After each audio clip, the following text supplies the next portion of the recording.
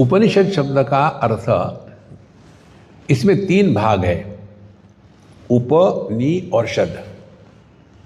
उप और नि ये सब ये प्रीफिक्सेस है और शद ये धातु है।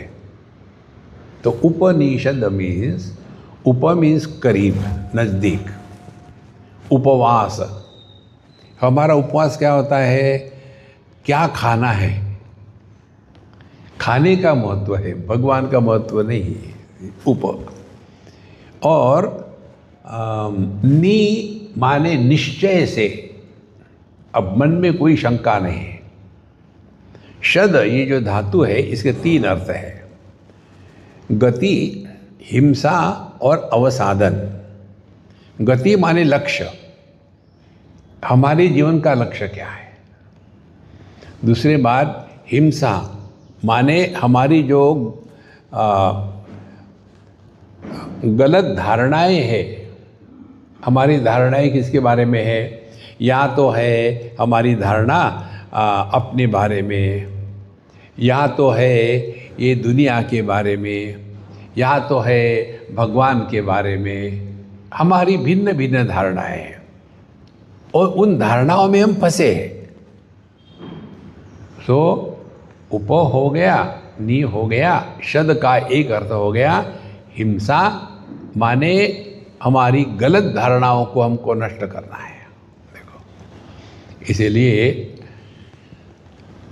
उपनिषद। और तीसरी बात अवसादन माने ढीला करना। अब दुनिया हमको परेशान नहीं कर सकती। ये तीनों बातें जब हो जाती है ना, तब एक भाव हमारे हृदय में प्रकट होता है, उसको कहते हम जिद्दी नहीं होते। देखो, कई बार हमारी भक्ति, हमारा समर्पण ये जिद्दी होता है। अभी मैं एक अम्मा को देख रहा था, वो भगवान का कर रही थी, बहुत अच्छा लगा। अब एक विग्रह, उसको सब करना, तो बेचारा करेगा क्या? चुप बैठा है, लगाओ यहाँ लगाओ, नहीं नहीं ऐसा करो वैसा करो, ठीक है। लेकिन जब किसी जिंदे आदमी के साथ जीते हैं तो भिन्न होता है। इसीलिए हम ये जो माला मोला का चक्कर है ना, एक उदाहरण आपको बताते हैं। बम्बई की बात है। अब कोई फंक्शन था, हमने कहा अभी हमको टाइम नहीं है। बोले आप आकर के 2 मिनट बैठिए, बाकी कुछ नहीं। तो हमको जाना पड़ता है। वहाँ मिनिस्टर लोग आए हुए थे, सब कुछ। अब स्वामी जी सबको एक एक माला पहना दी। फिर स्वामी जी अब दीप प्रज्वलन करेंगे और फिर चले जाएंगे, क्योंकि उनको जल्दी है। हमारी यहाँ का प्रारंभ हो जाएगा, उद्घाटन हो जाएगा।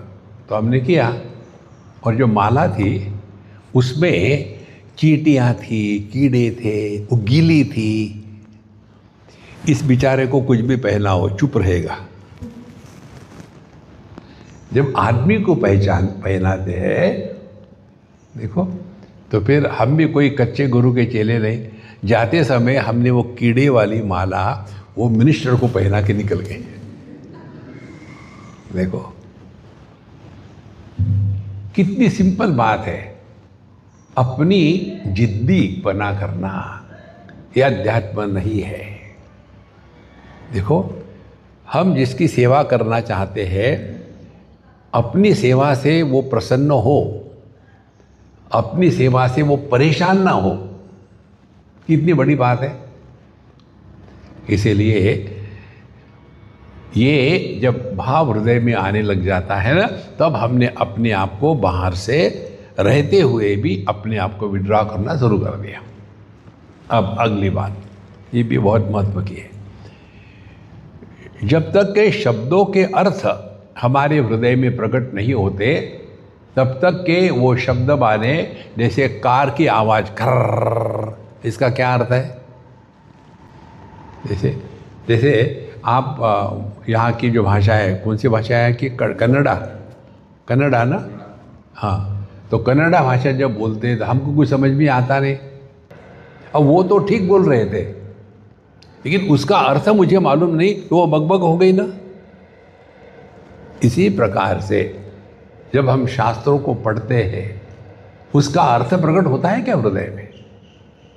देखो, उपनिषद शब्देन ब्रह्म विद्या उच्यते।